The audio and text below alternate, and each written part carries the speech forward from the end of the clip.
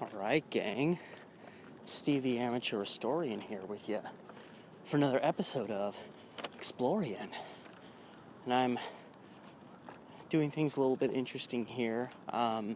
This is both productive towards my channel and health because, as I mentioned in my last one, or maybe both of them, I'm kind of channeling.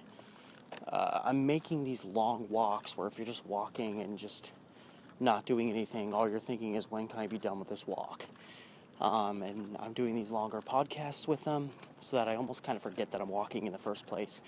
And this is part 3 of my lengthy JFK Assassination series, delving into the evidence against Lee Harvey Oswald, all this nonsense that the government has used to claim that they have cemented their case, and that there's no doubt that he's the guilty party.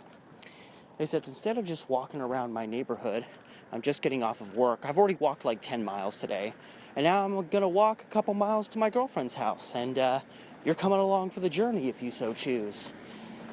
And without further ado, and I apologize, as has been the case with these outdoor ventures, I know that the mic on my phone doesn't pick up much sound too far away, so I know the passing cars aren't going to make too much noise, but there are a series of passing cars.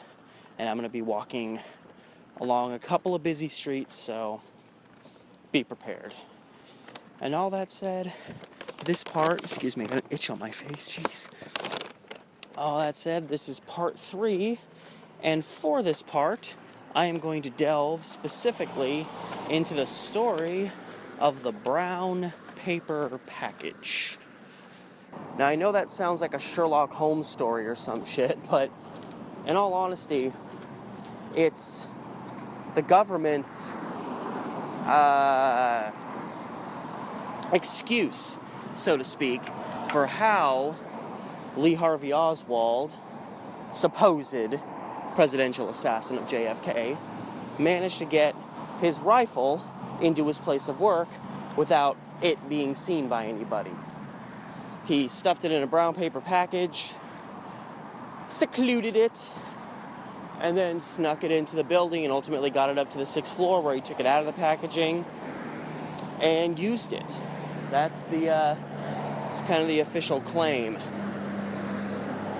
Now, by the end of this video, you're going to see why there are a video. Well, I guess if it's on my YouTube channel, it's technically a video, but by the end of this podcast, you're going to see why that doesn't really hold much water.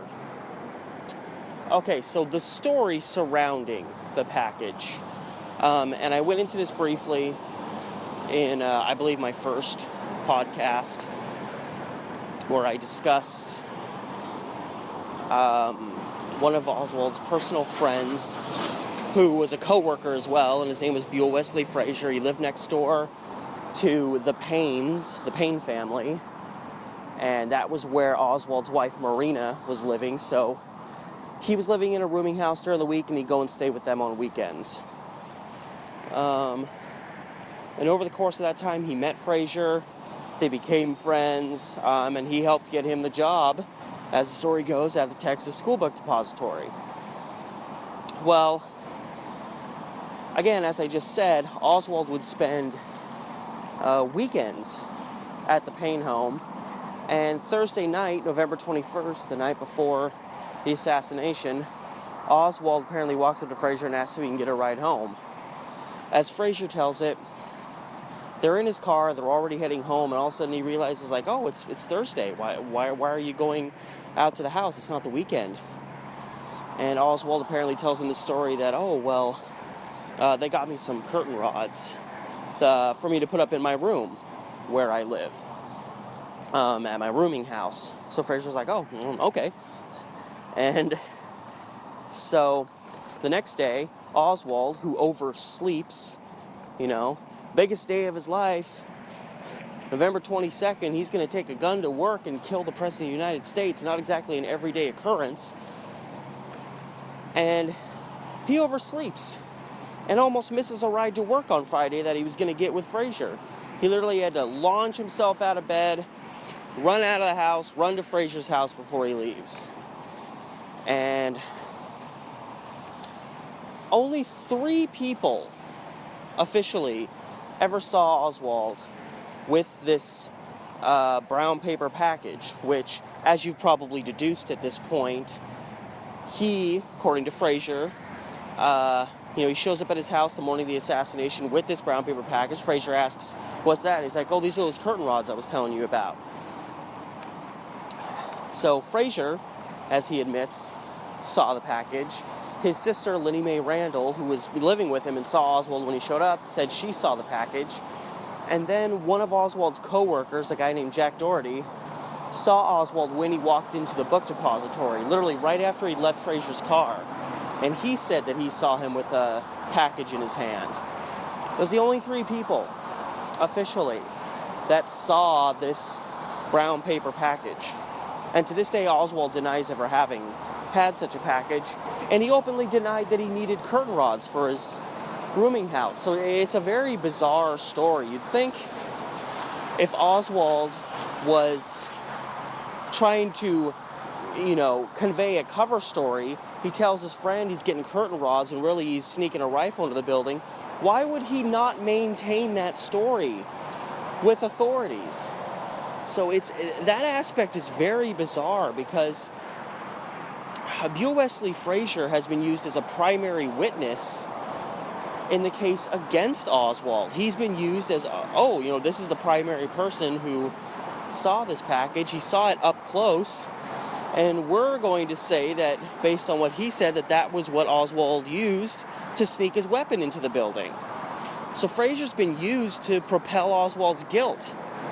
And yet he, to this day, doesn't believe that Oswald was the assassin. He said it every single time he's been interviewed. I don't think Oswald did it. So it's just bizarre, because why would Oswald make up this curtain rod story, and then when he's presented with it later, why would he not stick to his story? If he's not going to stick to his story, he may as well just admit the truth. And he obviously, if the truth was that he was the assassin, he obviously didn't admit that, because he never admitted to shooting anybody. So it seems, this curtain rod story seems incredibly illogical, and yet Frazier has stood by it. It's just weird, and nobody else saw it. Nobody at the Payne home saw him leave with it. And the official story, in terms of, this is literally what the Warren Commission went by in terms of establishing how Oswald got his gun into this package and got it out. The official story, this is what they stand by. They say that the night before the assassination, Oswald went out to the garage at the Payne home where he supposedly kept his weapon in their garage, which is very weird, because if he's going to use this gun to shoot the president and he's going to be sneaky about it, why wouldn't he sneak it into his rooming house, keep it under his bed or something?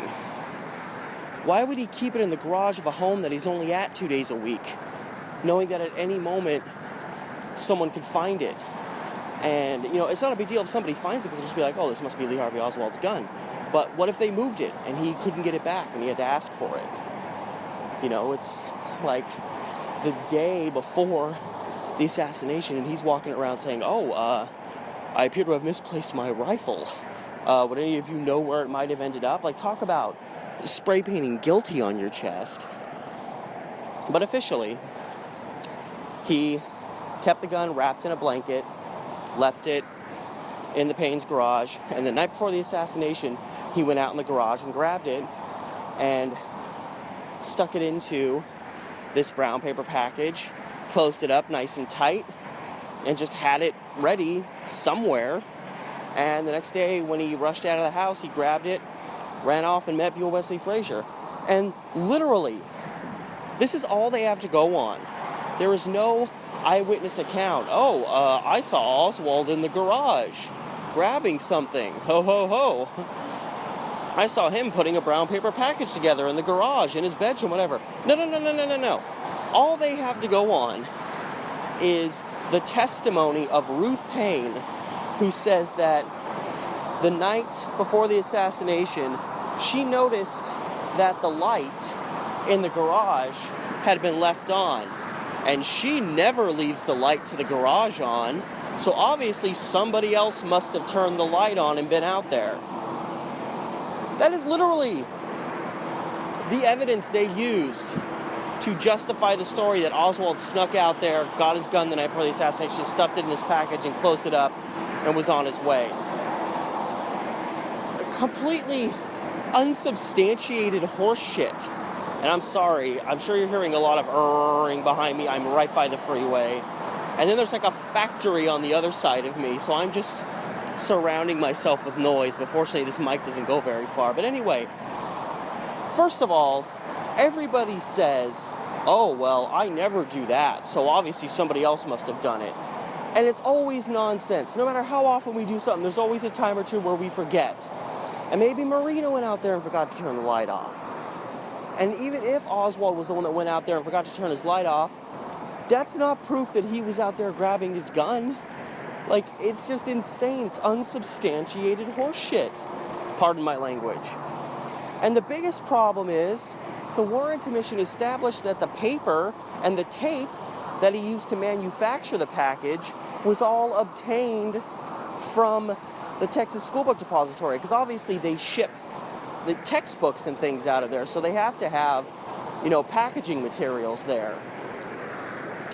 And the main guy, something West, I can't remember his first name, but the guy that runs the place, that area, who was there all the time, never recalled Oswald going into that area one time, and yet he would have had to get tape and paper. And what's even more troublesome, even though it gets swept under the rug, is in order to construct that paper package in its entirety, Oswald would have had to put it together in its entirety there at a workstation, at his work. He would have had to do that. He couldn't just take it home and then manufacture it himself. He would have had to put it together at his workplace, which means he would have had to sneak his rifle to his workplace, risky, and then build the package, stick the rifle in, and put it together there. So you have to, if you're going to validate the brown paper package story, you have to say that the real story is Oswald snuck his rifle into his workplace, went unseen, just sat there on the first floor for anyone to see him, put this package together, and stuck his gun in it and closed it up. And then took it home and brought it back the day of the assassination. You honestly have to believe that story, which is such an idiotic way to do things. And beyond that, nobody saw it. There's no substantiation for that story. But the fact of the matter is that detail, that little detail, where these packaging materials came from and how the package would have had to been put together, means that there is no way that Oswald could have done this the night before the assassination. So the Warren Commission completely contradicts itself on this, fairly significant piece of evidence. But it just all got swept under the rug. These are, the little details kind of hidden away. The fact that he could not have done this the way that the commission says he did. And yet they still say he put together a package that could have only been created at his workplace, and yet he finished putting it together and sticking his rifle in it at home. That's not possible, people. But that's just the start. I'm just peeling back the first onion layer. Here's the next issue.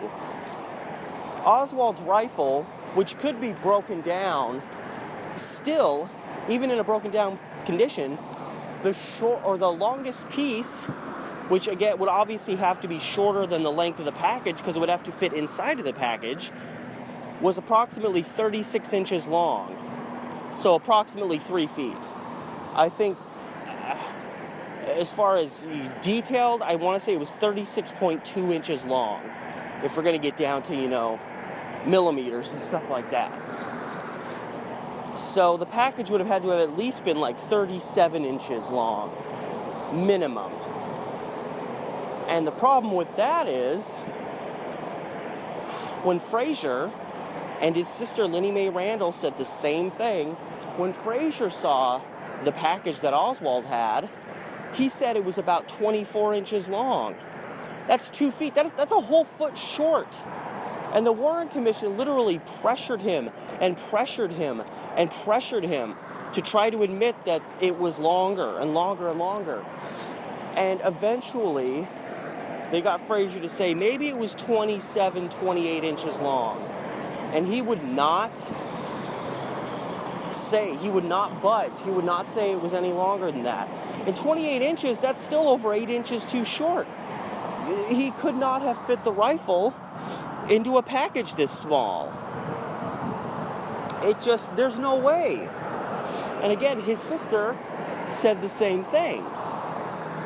So here's more proof. He could not have put his weapon into this package. And the Warren Commission just ignored that aspect of the story. They just said, oh, well, the hell with it. He only saw the package for a little bit one day. We're just going to say it was 40 inches, whatever. It was long enough. And this is just, as I think about it, the gun couldn't have fit in the package. It just couldn't have. Oswald couldn't have put this package together the way they said he did. And the fact of the matter is, nobody ever saw him making the package. Nobody ever saw him with the gun. Nobody ever saw him putting the gun into the package. There's just getting from point A to point B, Oswald, his rifle, into the Texas School Book Depository, point A to point B, the official story couldn't have happened. There's nothing to substantiate it. And I laugh because I get such a kick out of the other side, the lone assassin theorists, the people that say, oh, screw you, Oswald did it and you know it. That group, that boys club, they, and they're such smug. Like, there is such a difference. I'm not saying that all conspiracy theorists are, God's angels, but there's just so many lone assassin theorists, and they're just so damn smug. Much more, in my experience, than the people that think something fishy was going on here. And they always try to argue,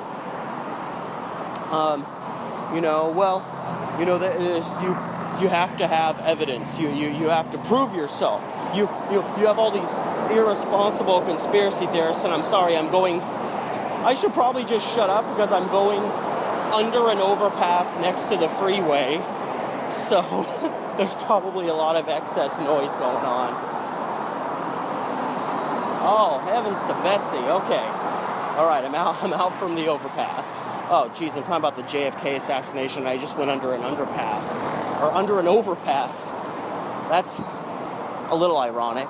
But anyway, that's that lone assassin side is like, oh, well, you have all these irresponsible conspiracy theorists making all these grandiose claims, and they make it like all conspiracy theorists never actually do their own research, when even the conspiracy theorists that I think are going the wrong way, they all did more research than the fucking Warren Commission ever did. But that's their big hang-up. Oh, they're irresponsible. They follow these, theories of what happened without any evidence to back them, which is a lie most of the time, but they say that.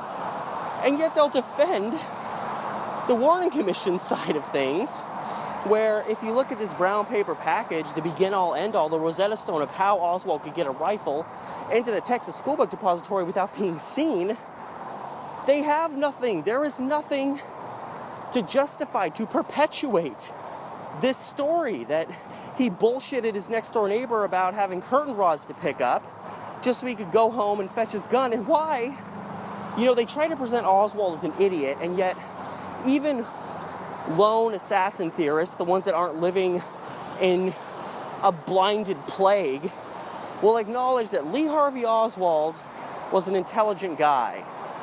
And they will argue that he was pretty skilled as a Marine. They have to, because they have to argue that he was a good shot, which he wasn't, but they have to argue that to justify his shooting performance. So, you know, on the one hand, they will argue that this guy knew guns. You know, he knew guns, he knew how to use them, he was a great shot, he was trained well in the Marines, blah, blah, blah, blah, blah. And yet, this guy gets a piece of shit gun with a misaligned scope that's, you know, the firing pin was almost broken, just flat out broken off, and there's no pre-preparation. The guy waits till the night before the assassination to go get his gun. He literally has to hope his buddy Buell Wesley Frazier can even give him a ride out there so that he can get his gun. He has to go out to the Payne's home on a day he normally doesn't go out there, which is suspicious, to get his gun. Why didn't he get his gun before? Why didn't he get his gun at the end of a weekend visit there and sneak it out earlier so he'd be pre-prepared? He'd have it at his rooming house. He'd be able to, you know, take a cab to work. He could even keep the package concealed from the cab driver, as opposed to, you know, taking it to Buell Wesley Frazier's house so he and his sister and whoever else might have been there can see it. None of it makes sense. Oswald, even if you think he was an assassin, was not this stupid.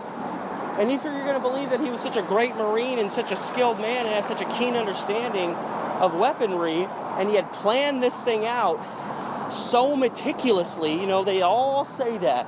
Oswald planned this thing out with it was obviously a very well planned out assassination. And then the guy waits till the night before the assassination in the hopes that he can get a ride from a friend to go out and get his gun. He waits till the very last minute to pick his rifle up, hoping that it's even still where he left it. And then he sleeps in the next morning and almost misses his ride to work. This is insane. These are not the actions of somebody planning an elaborate assassination, no matter what side of the argument you're on. It's absolutely insane. And I'll go you one further. Talking about, you know, where I left off in the story was Oswald getting picked up by Frazier and Frazier's description of the package.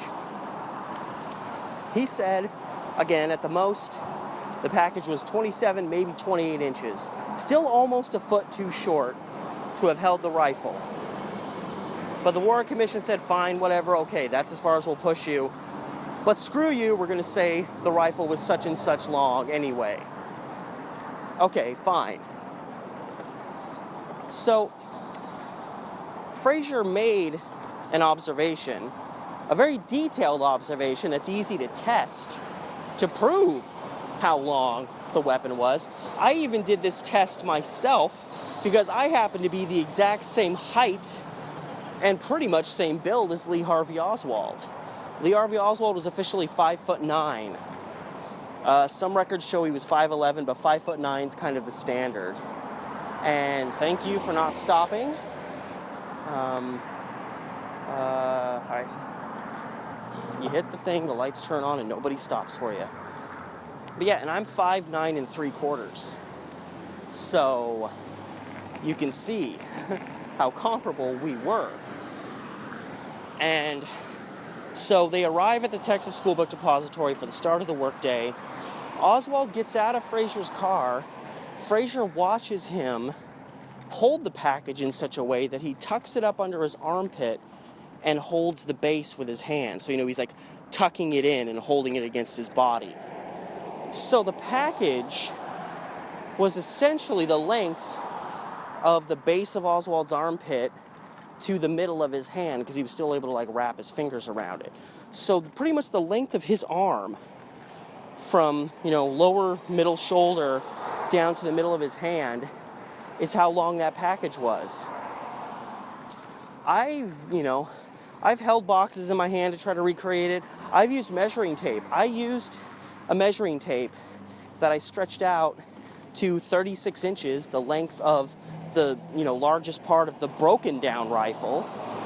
And the measuring tape went from my armpit practically to my knees. There's no way Oswald could have held this package in such a fashion. He just couldn't have done it. Physically impossible. And yet Frazier saw him doing that. And then Oswald walks into the book depository. Frazier never sees the package again. Jack Doherty sees Oswald come in with the package, and the package is never seen again. Nobody sees him take it up to the 6th floor of the book depository. No, just nobody saw it. Very unlikely. There was some 75 workers there that day, including people that were working on the 6th floor, doing like renovations on the building. So there was even more than the usual number of people. But the package goes unseen after that. And Oswald always denied that he ever had this big package. He denied the curtain rod story. He denied, obviously, putting a gun in there because he denied being the assassin. He denied all that stuff. He said that the only package, quote unquote, he had was a little brown sack that he carried his lunch in. He brown bagged it that day. That was the only package that he said he had with them. So again, you get back to that strange, what's going on here? Frazier wants to promote Oswald's innocence, and yet he's kind of sticking to his guns about this whole brown paper bag story. It's just a lot of oddities, and it's really hard to know what way to go. I don't know, because I have a hard time disbelieving Buell Wesley Frazier's story. If this guy's trying to defend Oswald, why would he add a part to his story? And I've seen him interviewed. It's not like he said something completely different and the Warren Commission just said, oh, he saw the package, fuck him. But no, he's been interviewed stating that he had this package. So I don't know what way to go about that. Because the package that's ultimately found on the southeast corner of the 6th floor where Oswald supposedly shot from, the bag that was supposedly found there was a big, bulky package, as it would have to be. And it was obviously it was a fake package. People who worked in the depository said that they saw, agent-type people coming in there and snagging a whole boatload of samples from, their station, the paper and the tape and whatnot. So they could have easily taken that and created a package themselves. Unlike Oswald, they would have resources to put packages together outside of the Texas School Book Depository. So it would have been very easy for them to construct this package. There's a few pictures of what I assume is a policeman. He's standing outside of the book depository with this big, bulky package in his hand that's obviously been opened and whatever was inside was taken out. Manhandling evidence, literally holding this piece of evidence with his bare hands, because if you look into the way the police organized their, investigation, it was insane how it was done. It's known that the police captain, Will Fritz, who was the main guy coordinating the investigation, multiple officers saw him picking up and touching evidence at the crime scene, during the initial search of the 6th floor. Roger Craig, a Dallas officer who was one of the few that wasn't afraid to say what he saw,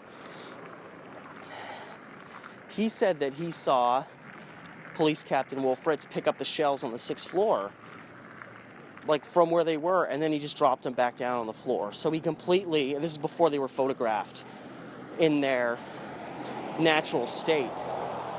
And he wasn't the only officer that saw that. So it's interesting that multiple officers that, were there when the shells that Oswald supposedly, ejected from his rifle when he shot the president, multiple police officers say that the configuration that the Warren Commission says the shells were in was inaccurate.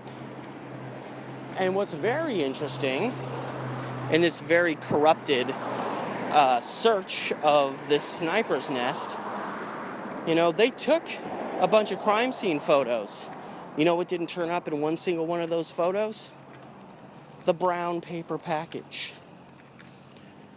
And they threw their excuses out there. Oh, it got moved before the photographer got there. Why? That is standard police procedure. I know that. You don't move anything. There could be a dead body on the ground. And if they're dead, you take pictures of it before you move it. No. You don't move anything in that sniper's nest. You don't move a box. You don't close a window. You do nothing until photographs are taken. And yet it's known in various ways that scene was contaminated before photographs were taken. But the fact of the matter is, this was a fabricated story. This whole paper pack, it was like everything else. It was fabricated. And that's why there's no legit evidence to back it up. Nothing valid. Because it's nonsense. And because of that, you have these inconsistencies. If this brown paper package thing was made up nonsense, then of course when the police show up in the sniper's nest, they don't find it. And who's to say there were even shells on the floor when they first got there? Someone could have been Obviously I think that's the case, because I think someone was staged on the 6th floor to make it look like someone shot from there. Whether that person was a valid assassin or just a decoy, I don't know for certain. But multiple people saw someone on the 6th floor, and it would make sense that they would have someone there to make it look like Oswald did it. Stands to reason. And that person could have just, likely just dropped shells on the ground and then took off, It was several minutes before anybody, law enforcement-wise, got that high up in the building. So it's nonsense.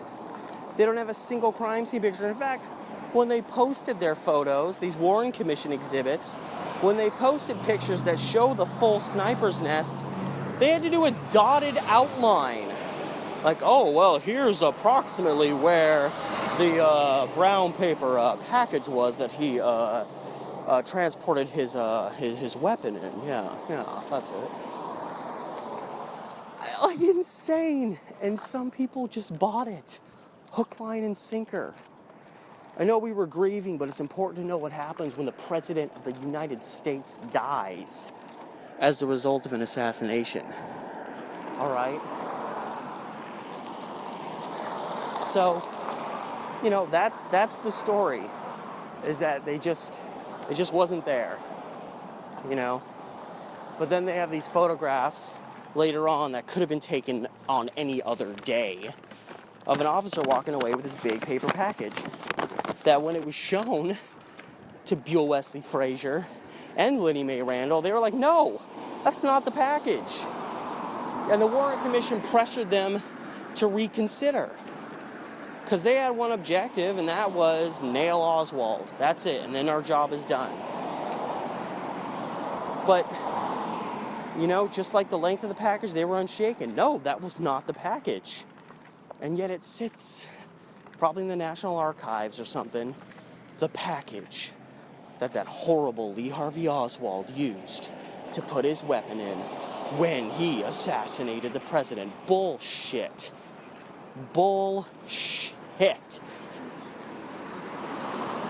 And not only could the couple of people that even saw it, the only reliable eyewitnesses you can get, not only did none of them ID the official bag, but the bag was essentially unmarked. It had been opened, but it was essentially unmarked, meaning there were no scratches on the paper on the inside, from, sharp ends of the rifle bumping against it. It's this package that he's just lumbering along with. There's not one single mark from the rifle. the rifle, when it was reportedly found, was apparently, it had recently been oiled, and some of that oil would have marked the interior of the package. It just would have. Nothing. No gunpowder. No substance of any kind to verify that there was a weapon in this bag. And this is just one of those multiple reports that just kind of gets lost in the fray. And again, you have to realize, when they were doing this cover-up investigation, JFK was hardly the first major case to get covered up. But before JFK, people kind of just generally accepted the government's conclusions on things. This is the first time where that didn't happen. So they'd always had the luxury of not really having to do that much. So there's these instances like this with this paper bag where they drop the ball because they figure no one's really going to look into this or anything. And so, you know, they have Frazier come in to identify a bag that they know he's never seen before. They know what he's going to say. And then they're going to try to pressure him, see if they can manipulate him. You know, they have to know there's a problem when you can't find any pictures showing the bag there. And they didn't even think far enough to contaminate the bag. Put a little bit of oil in there. Mark it up a little bit. But you know, they do those tests to say they do it, and then they get kind of covered up. And nobody really thinks about it until people actually want to start seeing those tests. You know, the bag was tested. Well, what did it show? Oh, that. Well, that's very interesting. You know, people actually started looking into this stuff. So there's these moments where you're like, what the hell were they thinking? Well, they were thinking they were going to get away with it without scrutiny. That's the problem. And suddenly it's much quieter. That could be because the bus was coming and I had to pause to catch the bus. And now I'm pretty much home.